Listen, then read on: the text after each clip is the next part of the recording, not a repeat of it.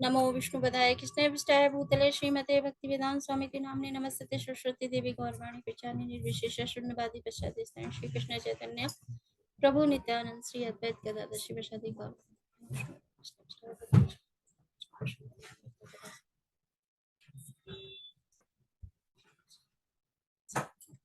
तो आज का यहाँ पे इस तात्पर्य में प्रभुपाद हमें बताते हैं कि श्लोक के तात्पर्य में प्रभुपाद लिख रहे हैं कि जो स्त्रियां हमारे समाज में हम देखते हैं कि पर्दा है या लज्जा करती हैं स्त्रियां पुरुषों से, तो ये आज का नहीं है कि ऐसा नहीं कि अभी ऐसा होने लग गया है, इससे पहले नहीं था। कई लोग ऐसे बोलते हैं जो मुगल यहाँ आए, मुगलों के समय से ऐसा शुरू हो गया कि मुगल आने की वजह से वहाँ पर्दा होने लगी, लेकिन ऐसा नहीं था। इस श्लोक से हमें पता चलता है कि 5,500 साल पहले भी जो स्त्रियां थी वो पुरुषों से पर्दा करती थी। तो कुरु वंश की जो स्त्रियां थी वो सामने नहीं आई है ना, वो छत पे जाने की जरूरत नहीं थी, वो समक्ष खड़े होके भी फूलों की वर्षा कर सकती थी, लेकिन उन्होंने ऐसा नहीं किया, वो छत पे चढ़ गई मर्यादा के कारण। तो प्रभुपाद बोलते हैं कि मर्यादा जो है वो स्त्री का आभूषण है, और अगर कोई स्त्री इस आभूषण को धारण करती है तो वो और अधिक सुंदर लगती है ना। तो मर्यादा उसके लिए बहुत आवश्यक है। और इस तरह से प्रभुपाद हमें बताते हैं कि अगर कोई उच्च कुल में पैदा होता है, उच्च कुल में पैदा हुआ, उसके बाद बहुत सुंदर है, सब गुणों से संपन्न है, लेकिन अगर उसने लज्जा का आभूषण नहीं धारण किया हुआ है तो शून्य है, इनकी जीरो है, कोई उसका मतलब नहीं है। और इसी तरह से प्रभुपाद बोल रहे हैं कि एक जो स्त्री जो मैत्रानी होती है, जो झाड़ू लगाती है रोड पे, तो प्रभुपाद बोल रहे हैं कि प्रभुपाद ने ऐसा देखा है, अपना अनुभव प्रभुपाद तात्पर्य लिख रहे हैं कि मैंने देखा है कि वो एक स्त्री जो कि मैत्रानी है, झाड़ू लगा रही है रोड पे, वो क्या करती है, वो ऐसे भद्र पुरुषों से भी सम्मान प्राप्त करती है, उनसे रिस्पेक्ट उसे मिलती है, क्योंकि उसने क्या किया हुआ है, लज्जा का आभूषण पहना हुआ है। तो जरूरी नहीं कि आप उच्च कुल में होके ही आप रिस्पेक्ट पा पाएंगे, आप छोटे कुल में भी पैदा हुए लेकिन अगर आप लज्जा का आभूषण धारण करते हैं तो आप रिस्पेक्ट पा सकते हैं, है ना। तो और प्रभुपाद जैसे बहुत सारे हमारे कल्चर है, स्त्री हमारे यहाँ जो शादी विवाह होती है तो उसके एक रीति रिवाज होते हैं। हम देखते हैं कि बहुत सारे विवाह में बहुत सारे रीतियों का फॉलो किया जाता है, तो वो उनका ऐसा नहीं कि वो लॉजिक नहीं है, उनका उनका लॉजिक है ना सबका। जैसे हम देखते हैं हमारी स्त्रियों में, माताओं, जब शादियां होती हैं लड़कियों की तो उसमें 7 वचन दिए जाते हैं और उन 7 वचनों का पालन किया जाता है। स्त्री पुरुष एक दूसरे को जो दुल्हन होती है, जो दूल्हा होता है, वो एक दूसरे को वचन देते हैं और उनका वो आजीवन पालन भी करते हैं। और हम देखते हैं कि हमारे जब शादी होती है और हम जब बड़ों के आशीर्वाद से शादी करते हैं ना, तो वो शादी सफल रहती है। उनका, हमें बड़ों का आशीर्वाद मिलता है, हम उन्हें फॉलो करते हैं। लेकिन अगर हम बड़ों का आशीर्वाद लिए बगैर, या आजकल की डेट में जैसे हम देखते हैं नॉर्मली लव मैरिज हो जाती हैं, वो लव मैरिज कितनी चलती हैं, बहुत समय नहीं चलता है ना, मतलब 6 महीने, कई बार तो 2 महीने में एक पहली बार ही लड़की जाती, दोबारा जाती नहीं है, क्योंकि उनका मेल नहीं हुआ, उनसे उनका निम नहीं रहा, जब तक कि अफेयर चल रहा था 6-6 साल तक या 10 साल तक, और शादी नहीं चलती 10 महीने भी, है ना। क्योंकि बड़ों का आशीर्वाद नहीं मिला है और अपनी मर्जी से करने के कारण वो सब चीजें नहीं देख पाते जो कि हमारे बड़े लोग हमें देखते हैं। वो घर देखते हैं, कुल खानदान देखते हैं, और भी सारी चीजें देखने के बाद ही अपनी लड़की देते हैं। लेकिन हम लोग क्या देखते, जो लड़कियां हैं आजकल वो देखती है स्टेटस, कि कितना पैसे वाला है, सुंदर है, बस वो देख लिया, उसका नेचर है, वो निभा पाएगा कि नहीं निभा पाएगा, ये सब नहीं देख पाते हैं। और दूसरा कारण होता है शादियां टूटने का, क्या कि उनके बीच में भगवान नहीं है, कृष्ण नहीं है उनके माध्यम में, है ना। जब तक हमारे सेंटर में भगवान नहीं है, कृष्ण नहीं है, तब तक हमारा एक ग्रस्त जीवन सफल नहीं हो सकता है। जब स्त्री पुरुष के बीच में, दोनों के बीच में भगवान होंगे तो वो एक सफल जीवन व्यतीत कर पाएंगे। तो हमारे जो हमारा संस्कृति है और जो बाहर की संस्कृति है पश्चात देशों की, हम देखते हैं कि अमेरिका में पहले 75% डिवोर्स होते थे, और अब उसका थोड़ा कम हो गया है, शायद वो 50%, जहाँ तक मैंने सुना है, तो कि 50% हो गए। तो इसका मतलब ये नहीं कि वो लोग सुधर गए, वो सुधरे नहीं है, उन्होंने शादी करनी छोड़ दी है क्योंकि निभा नहीं पाते हैं, तो उन्होंने शादी करनी बंद कर दी, इसलिए उनका थोड़ा परसेंटेज कम हो गई है। पर भारत में ऐसा नहीं है। भारत की संस्कृति, हम जब हमारे प्रभुपाद ने भी क्या किया, प्रभुपाद ने भी जब स्कॉन शुरू किया था तो पश्चात देशों में वहां पे जो उनसे जुड़े हुए थे प्रभुपाद से दीक्षा भी ले ली थी, और उसके बाद भी तो मतलब प्रभुपाद ने देखा कि ये लोग ऐसे ही रहते हैं, स्त्री पुरुष बहुत आपस में इनका मिलना जुलना है लेकिन शादी नहीं करना चाहते, तो प्रभुपाद ने उनको दीक्षा दी और उनको साथ में शादी भी कराई। अपना खुद ही प्रभुपाद ने शादी का अरेंजमेंट कराया और उनको एक गृहस्थ जीवन कैसे जीना चाहिए ये सिखाया। बाद में प्रभुपाद का बहुत सारा मिशन फैल गया तो वो उतना नहीं समय दे पाए इस चीज में, लेकिन हमें ये पता होना चाहिए कि जब हमारी बड़ों के आशीर्वाद से हम अपने कल्चर को फॉलो करते हुए, अपने शास्त्र को फॉलो करते हुए चलते हैं तो एक सफल जीवन बिता पाते हैं। और सेंटर में भगवान का होना बहुत जरूरी है ना। तो आज के समय में ये बहुत ज्यादा समस्या हो गई है कि शादियां तो हो जाती हैं लेकिन निभा नहीं पाते हैं, क्योंकि उद्देश्य ही नहीं पता ना जीवन का, शादी के बाद का पर्पस क्या है, शादी किस लिए कर रहे हैं। आजकल आप देखते हो ना कि ऐसा पूछा जाता है, लड़की देखने जाते हैं, माएँ बोलती हैं कि मेरी लड़की जीन्स पहन सकती है शादी के बाद की नहीं पहन सकती है ना, जॉब करेगी कि नहीं। और लड़के वाले पूछते हैं कि हम बैंगलोर रहते हैं, आप रह पाओगे या नहीं रह पाओगे, इस जगह रहते हैं, आप वहाँ एडजस्ट कर पाओगे नहीं कर पाओगे। तो ये पर्पस नहीं है शादी का, है ना। हमारा शादी का पर्पस है कि दोनों को मिलके भगवान के प्रति सेवा भाव होने चाहिए। गृहस्थ जीवन में सेवा भाव बहुत जरूरी है। तो ये हमारी संस्कृति है जिसको हम ठीक से फॉलो करें अगर, तो हमारी गृहस्थ जीवन अच्छे से चल सकता है। और आशीर्वाद क्यों जरूरी है, आशीर्वाद के बिना भी लोगों का आजकल तो विश्वास ही नहीं करते ये सब लोग कि आशीर्वाद भी जरूरी है। लेकिन वैष्णव की ब्लेसिंग और बड़ों की ब्लेसिंग हमें जीवन में बहुत आगे ले जाती हैं। तो एक स्टोरी सुनी थी मैंने एक लेक्चर में कि अमेरिका में एक जगह थी और उस मैनहट्टन नाम से एक जगह थी, एक नगर था, उसमें एक जॉन कैरी नाम का एक नाविक रहता था जो नाव चलाता था। और एक बार क्या हुआ कि वो समुद्र में नाव के लिए गया और बहुत बड़ा तूफान आ जाता है, वो नाव उसकी पलट जाती है, वो समुद्र में गिर जाता है। वो बहुत प्रयास करता है समुद्र में तैरने के लिए, बहुत अच्छा तैराक था लेकिन समुद्र को पार कर पाना आसान नहीं है।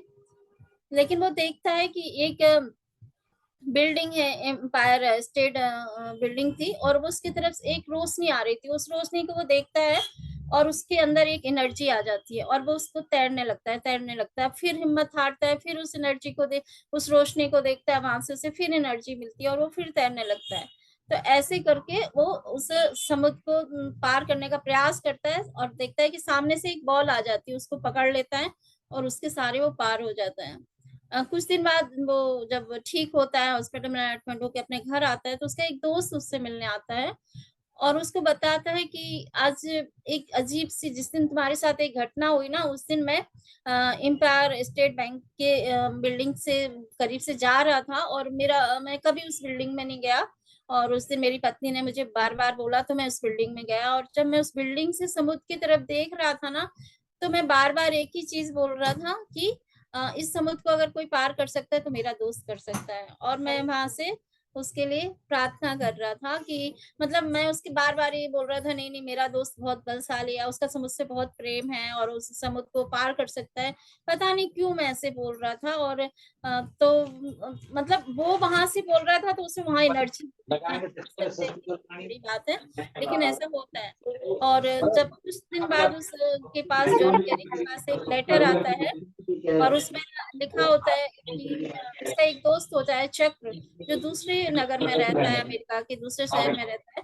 उसे वो भेजता है और बोलता है कि जिस दिन तुम्हारे मतलब कुछ दिन पहले, उसे नहीं पता था इसके साथ क्या घटित हुआ है, तो बोलता है कुछ दिन पहले पता नहीं क्या हो रहा था मेरे साथ कि बार बार मुझे तुम्हारा ख्याल आ रहा था, मैं भगवान से तुम्हारे लिए प्रे कर रहा था, मुझे ऐसे लग रहा था कि तुम कोई संकट में हो, कोई परेशानी में हो, और मैं भगवान से प्रार्थना कर रहा था। जब मैं प्रार्थना कर रहा था ना, तो एक नंबर मेरे सामने आ रहा था 789। तो वो नंबर बार बार मेरे सामने आ रहा था। तो जब उसने ऐसे लेटर पढ़ा, जॉन कैरी ने अपनी बीवी से बोला कि वो बॉल लेके आओ जो मैं मुझे उस समय समुद्र में मिली थी। वो देखता है ना, तो उस पर वही नंबर लिखा हुआ था 789।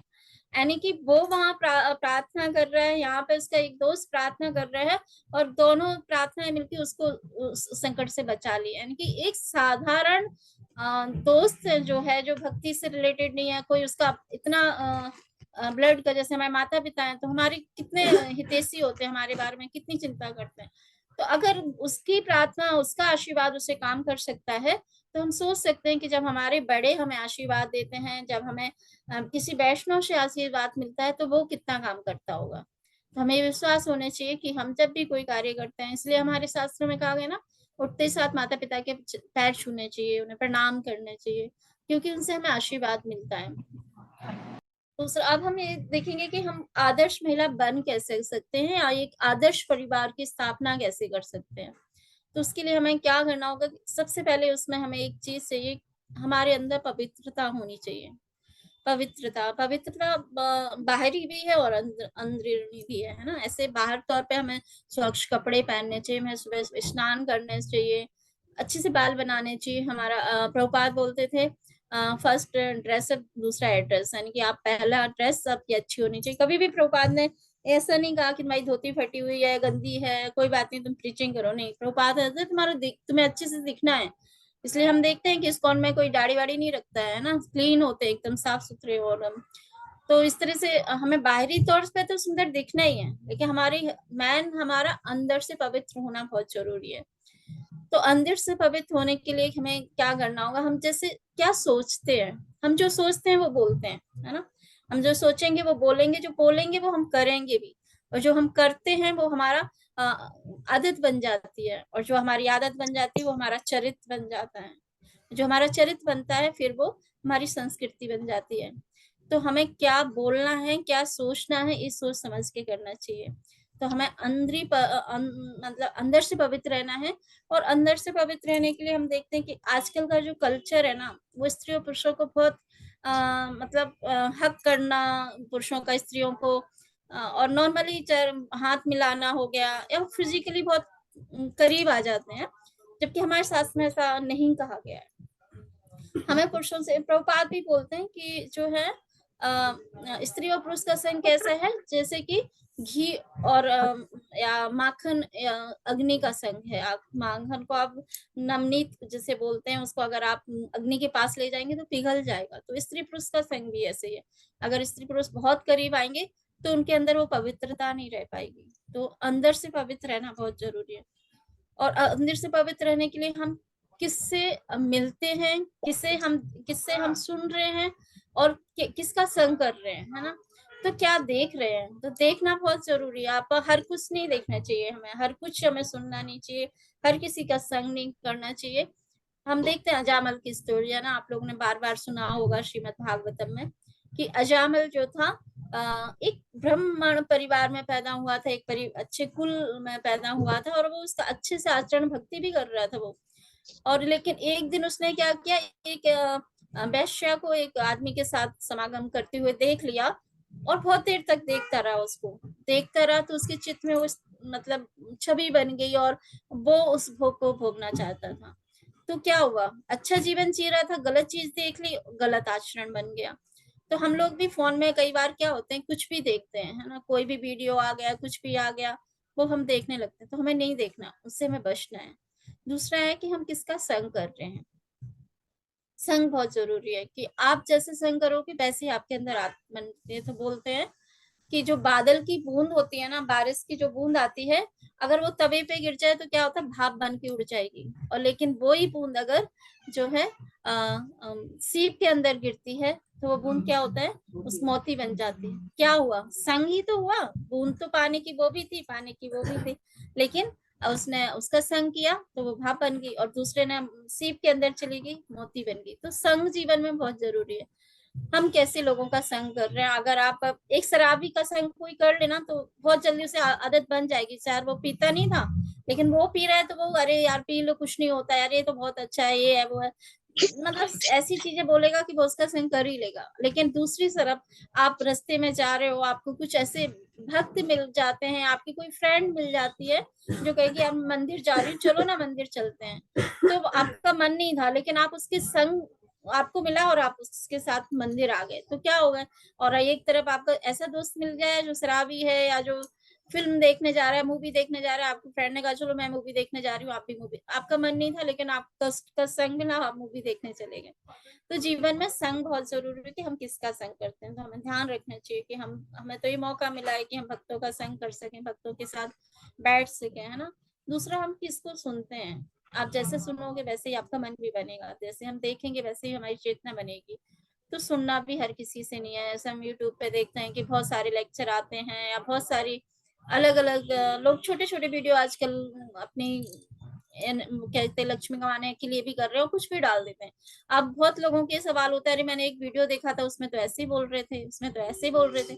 इसलिए प्रभुपाद ने साहब बोला कि मैंने तुम्हें जो लिखा बुक दी है आपको वो ही पढ़ना है, अलग से कुछ पढ़ने की जरूरत नहीं। प्रभुपाद ने बोला कि मेरे ही लेक्चर सुनो, मेरी बुक्स पढ़ो। क्यों बोला? क्योंकि हमारी हमारी चेतना इतनी अच्छी नहीं है कि हम सही गलत का फैसला कर सकें। हमें तो जो ये भी दिख गया वो भी सही लगने लग गया, उसे देख लिया वो भी सही लग रहा है, तो हमें सबको सुनना भी नहीं है। तो हमारे अंदर पवित्रता बनाने के लिए सब जरूरी है। और जो हम देखते हैं कि हमारा जो वैदिक कल्चर था, है ना, उस समय शादी बहुत जल्दी हो जाती थी, छोटी एज में कर देते थे। तो अगर हम अब आज किसी से ये चीज बोले तो कहेंगे आप तो पुराने ओल्ड फैशन के हो गए हो। तो ओल्ड फैशन के नहीं है, हम कह सकते हैं कि हम सफल हैं। हम सफल हैं अपने कल्चर को अपनाने में, हम सफल हैं अपने वैदिक ग्रंथ को अपनाने में। तो हम ओल्ड नहीं कह सकते हैं, हम सफल हैं क्योंकि हम अपने वैदिक कल्चर को अपना रहे हैं, अपने वैदिक ग्रंथ। तो पहले के देखते थे शादियां बहुत कम एज में 10 8 10 साल 15 साल में कर देते थे। क्यों कर देते थे? उस समय हम देखते प्रकृति भी एक टाइम बाद लड़कियों को पीरियड्स आना ये सब शुरू हो जाता है, वो कितने 12 13 14 साल में करीब इतने ही है ना, अलाउ कर देती है कि इसके बाद वो मतलब माँ बन सकती है या कुछ, इससे पहले नहीं, है ना। तो हर चीज का समय है। और अब देखते हैं लोग शादियां करते हैं 30 30 साल में, फिर डॉक्टर बोलते हैं बच्चे को ये प्रॉब्लम हो जाएगी वो प्रॉब्लम हो जाएगी। तो हमें देखना है कि उस समय शादियां जल्दी हो जाती थी, लेकिन ऐसा नहीं था कि बच्चा शादी करके स्त्री अपने ससुराल चली जाती थी, वो कुछ साल तक अपने मायके रहती थी। और उस समय बीच बीच में उनके ससुराल वाले आते थे, मिलते थे। और लेकिन उससे क्या होता था, एक पवित्रता बनी रहती थी, स्त्री को पता रहता था कि मेरी शादी हो गई है, वो भटकती नहीं थी, है ना। और पुरुष को भी पता था कि मैं किसी और का हूँ, मेरा जीवन में कोई और है। तो वो इतने ज्यादा जो अब होने लग गए कि 30 30 साल तक शादियां नहीं होती लड़कियां, जीवन में कोई एक के बाद दूसरा, दूसरी के बाद तीसरा, फिर शादी किसी और के साथ हो जाती है। तो वो पवित्रता नहीं रह पाती थी। और उस समय शादियां करते थे जल्दी लेकिन भेजते थे बाद में, और उससे जो बच्चे संतान होती थी वो 20 20 साल से पहले किसी की नहीं होती थी, इतने ही एज में होती थी। तब तक उनके बीच में जो ब्रह्मचार्य का पालन करते थे, उससे जो एक योग या एक भक्त पैदा होता था, भक्त, हाँ, हरे कृष्ण। तो वो पैदा आज के समय में ऐसा हम नहीं देख पाते हैं। तो ये वैदिक हमारा कल्चर था जो हम अब उसको धीरे धीरे धीरे धीरे हम इसको भूल रहे हैं। लेकिन हमें याद रखना चाहिए कि ये सब हमारे लिए कितना जरूरी है। आज का जो कल्चर है वो कहते हैं ना मॉडर्न कल्चर है। मॉडर्न कल्चर में क्या है कि स्त्रियां पुरुषियां दोनों ही कमा रहे हैं, दोनों जॉब करते हैं, दोनों बाहर निकल रहे हैं। तो ऐसा है, आप लोग अगर कोई कहेगा क्यों मतलब जॉब नहीं करनी चाहिए, क्या इसका मतलब? तो जॉब करनी चाहिए, पहले की स्त्रियां भी करती थी। हम इसका उदाहरण देख सकते हैं भगवान की, जब कृष्ण भगवान वहां पे वृंदावन में थे, तो ब्रज में हम देखें ना भगवान छोटे से हैं और एक स्त्री फल बेचने आ रही है। तो इससे हमें पता चलता है कि स्त्रियां भी काम करती थी उस समय भी, फल बेचने आ रही है, भगवान उनसे खरीद रहे हैं कि। और पर पहले का जो कल्चर था तो स्त्रियां काम करती थी लेकिन वो घर के आसपास में ही काम करती थी, छोटे छोटे काम करती थी, या खेत में काम करे पति के साथ तो साथ में जाना। लेकिन जब से हमारे इस भारत में बाहर की कंपनियां आई हैं, जो आजकल कंप्यूटराइज सब चीजें हो गई हैं, तो इसमें जो काम पुरुष करते थे वो स्त्रियां भी करने लग गई हैं, जो स्त्रियां करती थी वो पुरुष करने लग गए हैं। तो वो इस वजह से नाइट शिफ्ट भी होती है, बाहर भी जाना पड़ता है। आप दिल्ली से बाहर, आप हस्बैंड, फैमिली यहाँ है, वाइफ कहीं बैंगलोर में जॉब है तो वहां रह रही है, तो इससे ना पवित्रता नहीं रह पाती। इससे क्या होता है, वाइफ के भी फ्रेंड बन जाते हैं, हस्बैंड के भी फ्रेंड बन जाते हैं, वो बहुत करीब आ जाते हैं। और जो कि पवित्रता ना रहने के कारण फिर स्त्री में वो शक्ति नहीं रहती है। वैसे स्त्री में बहुत पावर है ना। पहले हम देखते थे कि सती हुआ, मतलब पतिव्रता स्त्रियां हुआ करती थी, और यहाँ तक कि वो भगवान भी या देवी देवता भी उनसे डरते थे, उनके सतीत्व से, है ना। लेकिन अब वो चीज नहीं देखने को मिलती, क्योंकि वो पवित्रता नहीं है। तो हमें इस चीज का ध्यान रखना चाहिए कि स्त्री पुरुष को कितने करीब आने चाहिए। हम फ्रेंड हैं, हम कॉलेज ऑफिस में हैं, सब कुछ हैं, लेकिन जिस तरह से हक करना, हाथ मिलाना, गले लगना नहीं, हमें वो एक मर्यादा रखनी चाहिए। हम बाहर जॉब कर रहे हैं, कर सकते हैं, करें, क्योंकि आजकल कुछ ऐसा कल्चर हो गया है कि नहीं चाहते हुए भी कई बार हमें करना पड़ता है, लेकिन हम मर्यादा बना के रख सकते हैं। तो इस तरह से हम देखते हैं कि पहले की स्त्रियां, अनसुईया माता की एक बहन थी, उनका नाम मुझे याद नहीं आ रहा, तो उन्होंने, उनके जो पति थे ना वो विकलांग थे, और वो अपने टोकरी में रख के उनको चलती थी, लेकिन वो अपने पति के प्रति बहुत पतिव्रता थी, और श्रद्धा पूर्वक उनकी सेवा भी करती थी। तो एक बार मार्कंड ऋषि को उनका पैर लग गया, और मार्कंड ऋषि ने कहा कि कल का सूरज नहीं देख पाएगा, ये मर जाएगा, है ना। तो उनका इतना सतत था, तो उन्होंने कहा अगर ऐसा है तो कल का सूर्य उदय ही नहीं होगा। और उन्होंने अपने उस सत पे, किस सत पे, सिर्फ पति के प्रति उनका जो सिलेंडर था या उनकी शरणागति थी, उसके लिए सूर्योदय को रोक दिया, सूर्योदय ही नहीं हुआ। तो फिर सभी देवी देवता ने आके उनसे प्रार्थना करी कि आप ऐसा ना करें, मतलब सूर्य को उदय होने दें, और आपके पति को कुछ नहीं होगा। तो इस तरह से अपने सतीत्व के बल पर अपने उन्होंने पति की रक्षा करी। और ऐसे हमें कई भी और भी अपने इतिहास में हमें घटनाएं मिल जाती हैं कि स्त्री में कितना सत्य के दम पे, अपनी पवित्रता के बल पे वो ये सब कर पाती थी। तो दूसरा है कि स्त्रियां जब बाहर निकलती हैं ना, तो वो ना चाहते हुए भी कई बार बहक जाती हैं, गलत संग में चली जाती हैं, क्योंकि स्त्रियों का जो स्वभाव होता है ना, वो वाम स्वभाव होता है, बहुत दयालु होती हैं, करुणामयी होती हैं, या बहुत जल्दी किसी पे विश्वास कर लेती हैं। तो हम इसका उदाहरण देखते हैं, सीता माता, है ना, भगवान बोल, लक्ष्मण जी रेखा खींच गए थे कि बाहर नहीं निकलना है। इसके बाद भी जब रावण आया और वो एक साधु का रूप लेके आया, तो वो मना नहीं कर पाई उसके लिए, कि उन्हें लगा कि नहीं नहीं, अगर मैंने ऐसा किया तो इसे अच्छा नहीं लगेगा, ये तो अच्छा नहीं है, मुझे जाना चाहिए बाहर। तो उस क्यों, क्योंकि करना इतनी है, तो बहुत बाम स्वभाव की होती हैं स्त्रियां, है ना। और द्रौपदी का भी उदाहरण हम देखते हैं कि जब उसके 5 पुत्रों को मार दिया, क्या नाम था उनका, उनके पुत्र का वध कर, हाँ, नहीं नहीं नहीं, नाम नहीं आ रहा मुझे, द्रोणाचार्य का पुत्र, है ना, अश्वत्थामा, सॉरी। तो अश्वत्थामा को जब गुस्से में, जब उन्होंने अपने पुत्र को मरा देखा, तो अपने पति को आज्ञा दी, मतलब अर्जुन को, कि जिसने भी इसका वध किया तुम उसे पकड़ के लाओ, खींच के, मैं, मतलब मैं उसको, उसकी हत्या देखना चाहती हूँ, उसे मरा देखना चाहती हूँ। और जब अर्जुन उन्हें पकड़ के लाए, तो उन्होंने देखा कि नहीं, ये तो ब्राह्मण पुत्र हैं, और ये मेरे गुरु, आपके गुरु के पुत्र हैं, और जिस तरह से मैं रो रही हूँ अपने पुत्रों के लिए, मैं नहीं चाहती इसकी माँ भी इस पुत्र वियोग में रोए, तो आप इसे छोड़ दो। तो दयालु होती है ना। तो इसलिए हम देखते हैं कि कई बार स्त्रियां गलत ना होती हुए भी गलत लोगों का संग मिल जाने के कारण बहक जाती हैं और गलत उसमें चली जाती हैं।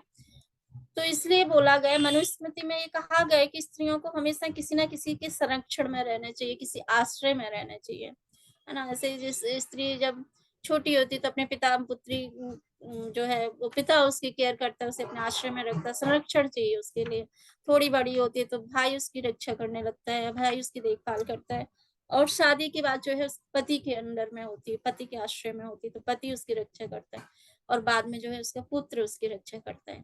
यानी कि आश्रय में चाहिए, उसे अकेला नहीं रहना चाहिए स्त्री को कभी भी, ये कहा गया हमारे शास्त्रों में, और ये मनुस्मृति में हमें पढ़ने को मिलता है कि स्त्री को हमेशा किसी ना किसी आश्रय के अंदर रहना चाहिए, है ना। तो बड़ों का आदर, यानी कि स्त्री को अगर एक आदर्श परिवार स्थापित करना है, तो उसे चाहिए कि वो बड़ों का आदर करे, है ना। तो एक बार सत्यभामा जो है, वो द्रौपदी के पास जाती हैं और बोलती हैं कि आपके 5 पति हैं, आप कैसे प्रसन्न रख पाती, हम तो एक द्वारकाधीश को ही खुश नहीं रख पाते हैं। हाँ, तो उनको आप कैसे ऐसे कर पाती हैं कि 5 आपसे इतना प्रसन्न रहते हैं। तो द्रौपदी उन्हें बहुत सारे बताती हैं कि क्या किस तरह से द्रौपदी बोलती है कि मैं सबसे पहले उठती हूँ, जब सब सो रहे होते उससे पहले मैं प्रथम उठ जाती हूँ, सबके सोने से पहले। और इसके बाद सोते समय मैं सबसे लास्ट में सोती हूँ, जब सब शयन कर लेते हैं, सबको शयन करके। और साथ में पति के अलावा मैं पूरे परिवार की सेवा करती हूँ, उनके परिवार की, सिर्फ पति की नहीं करती हूँ, उनके अपने जितने हैं उनका भी ध्यान रखती हूँ। और दूसरा कि जब तक एक मुख्य चीज उन्होंने बोली कि जब तक मेरे पति मुझसे सलाह नहीं मांगते तब तक मैं बीच में सलाह नहीं देती। मतलब अगर मेरे पति कुछ बोलते, मुझसे सुझाव मांगते हैं तो मैं देती हूँ, बिना मांगे मैं उन्हें कोई सलाह नहीं देती हूँ। दूसरा कि अगर सबके बीच में वो बात कर रहे हैं या कुछ कर रहे हो या कुछ बात हो तो मैं वहां पे भी नहीं बोलती जब तक वो नहीं बोलते। तो इन चीजों का हमें ध्यान रखना चाहिए। हम लोग स्त्रियों को अक्सर होता है ना कि पति ने कुछ बोला है, नहीं, अपनी एडवाइस बहुत पहले देते हैं कि नहीं ऐसे करना चाहिए, हमें ऐसे करना चाहिए। तो इस तरह से सत्यभामा को द्रौपदी बताती है कि किस तरह से मैं अपने ध्यान रखती हूँ अपने पतियों का और उनका प्रेम पा पाती हूँ या उनकी मतलब प्रिय बनी हुई हूँ। क्योंकि और भी रानियां, लेकिन सब द्रौपदी जितना प्रेम कोई किसी को नहीं करता था, है ना। तो इस तरह से आगे स्त्रियां जो होती है ना वो कोमल स्वभाव की भी होती है ना, बहुत प्रेममयी होती हैं, बहुत लॉजिक नहीं निकालते हर चीज में, है ना। जैसे हम देखते हैं कहीं भी भागवतम हो रही हो, कहीं किसी कथा हो रही हो, मंदिर आना हो, क्लास में आना हो, तो स्त्रियों की सबसे ज्यादा संख्या होती है।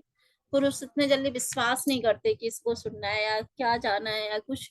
तो लेकिन स्त्रियां जल्दी से विश्वास भी कर लेती और प्रेम देने में आगे होती है, सबको प्रेम करना जानती है, अपनाना जानती है ना।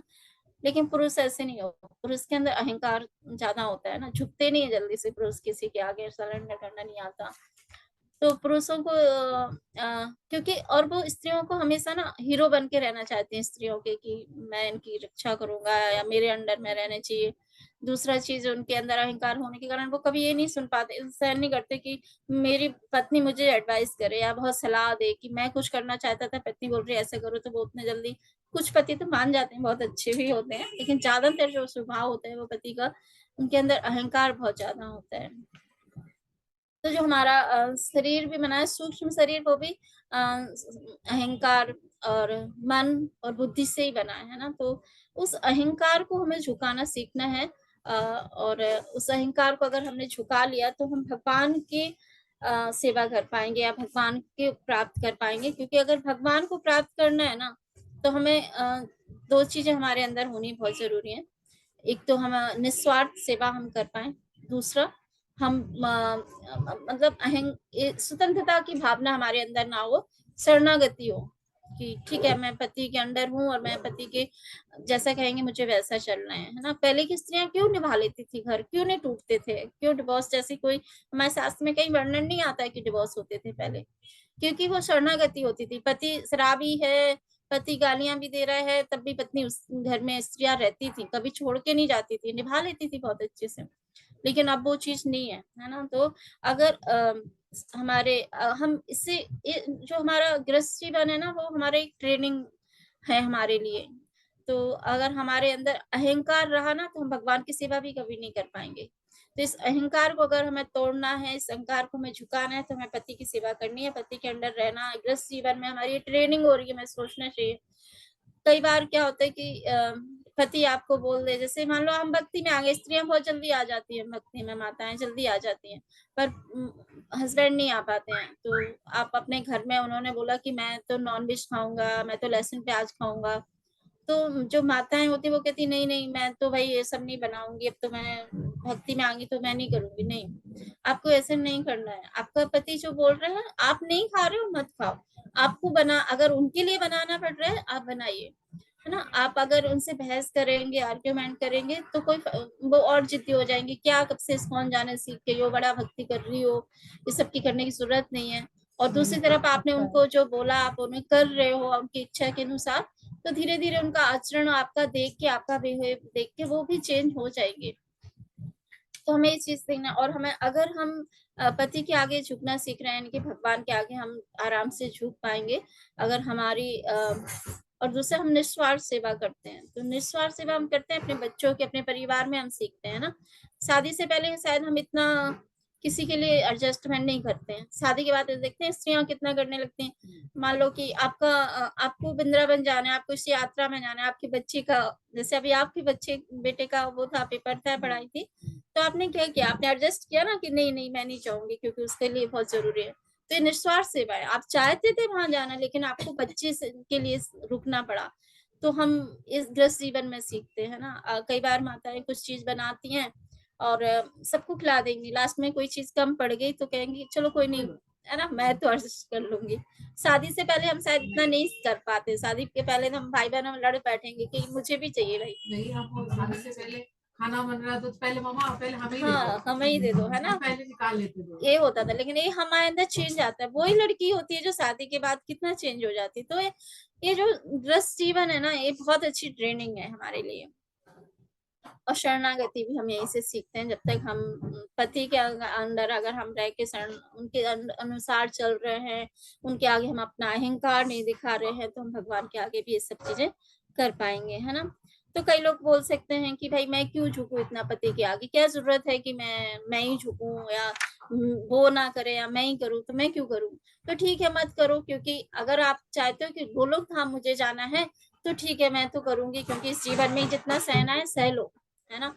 आगे जाके अगर फिर मैं ये सब करती रहूंगी तो फिर वो एक कर्म बन जाएगा और फिर हमें भोगने के लिए अगला जन्म लेना पड़ेगा, यानी कि जन्म मृत्यु के चक्र में फिर हम पड़ जाएंगे। तो अगर आपको ये चाहते हो कि वापिस समय यहाँ आना है, तो ठीक है, इस समय पति से लड़ो झगड़ो खूब करो और एक नया कर्म तैयार करो, अगले जन्म में फिर लो। लेकिन अगर आपने ये निश्चय कर लिया कि नहीं मुझे गोलोक धाम इसी जीवन में जाना है, तो जो भी भोगना है, चाहे मेरा पति अच्छा है या बुरा है, मुझे ये सेवा दी है ठाकुर जी ने, मुझे करनी करनी है। तो इस तरह से हम ये अपना जीवन को कर सकते हैं, एक सफल जीवन बना सकते हैं। दूसरा है कि भगवान की शरणागति लेने से भगवान वो ले पाते हैं। और दूसरा कि स्त्रियां बहुत शक्तिशाली होती हैं। तो इसका एक वो आता है 5वें स्कंद में आता है श्रीमद् भागवतम में। पूर्व चिति एक अप्सरा है जो कि अंध्र अग्निधर एक महाराजा थे जो तपस्या करते थे, और उनकी तपस्या भंग करने के लिए, मतलब उनकी पायल की आवाज ही इतनी मधुर थी कि उस आवाज को सुन के अग्निधर की तपस्या भंग हो जाती है।